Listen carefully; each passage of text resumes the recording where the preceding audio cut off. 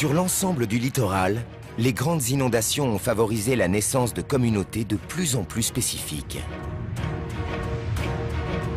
L'une des plus notables est sans doute celle des Tasmaniens, isolés du reste du continent il y a 14 000 ans.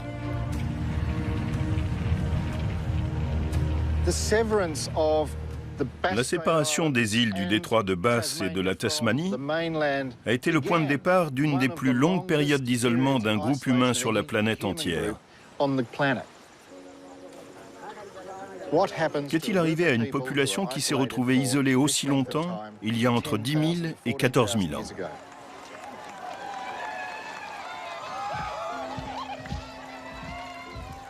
Les premiers récits sur les peuplements en Tasmanie, rédigés par des scientifiques français du XVIIIe siècle, décrivent une population florissante. Quand les Français sont arrivés dans la baie de la Recherche, les gens qui vivaient là étaient en bonne santé. Heureux. Tout allait bien pour eux. Les grands explorateurs, comme d'Entrecasteaux, Baudin et bien d'autres, ont observé que les aborigènes de Tasmanie étaient en excellente santé.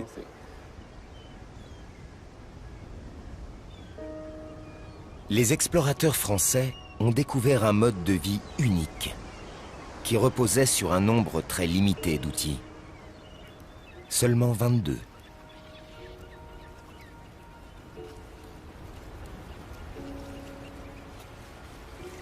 Sur le continent australien, à la même époque, on en comptait environ 120, dont le boomerang, le propulseur de lance, la hache et son manche, ou le bouclier de bois, pour n'en citer que quelques-uns.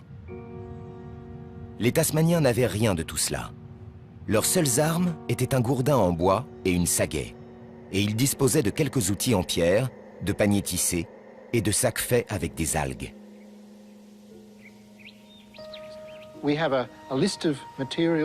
Cette liste d'objets a permis aux populations de survivre dans un environnement très changeant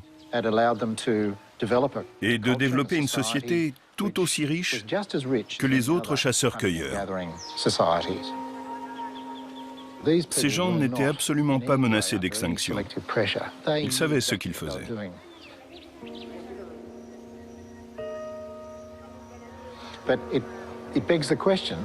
Mais ça soulève une question. Est-ce que ce minimum suffit pour survivre, pour mener une vie saine, heureuse et durable en société?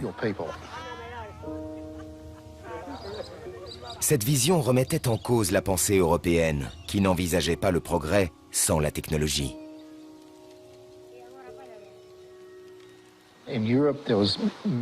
En Europe, on considérait les chars tirés par des chevaux, la roue ou la métallurgie comme autant d'inventions essentielles. Et on liait ça à la notion d'évolution.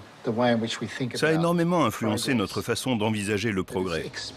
On associe l'évolution de l'homme aux avancées matérielles. Les Tasmaniens travaillaient moins que les Européens et avaient davantage de temps pour les activités d'ordre culturel.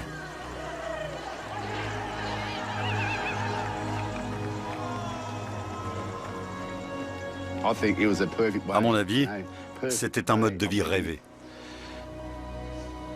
Ils avaient tout ce dont ils avaient besoin pour survivre. Ça a fonctionné pendant 10 000 ans.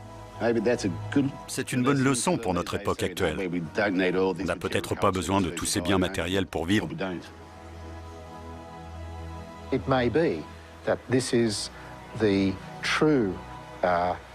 Il y a peut-être un enseignement à tirer des aborigènes de Tasmanie.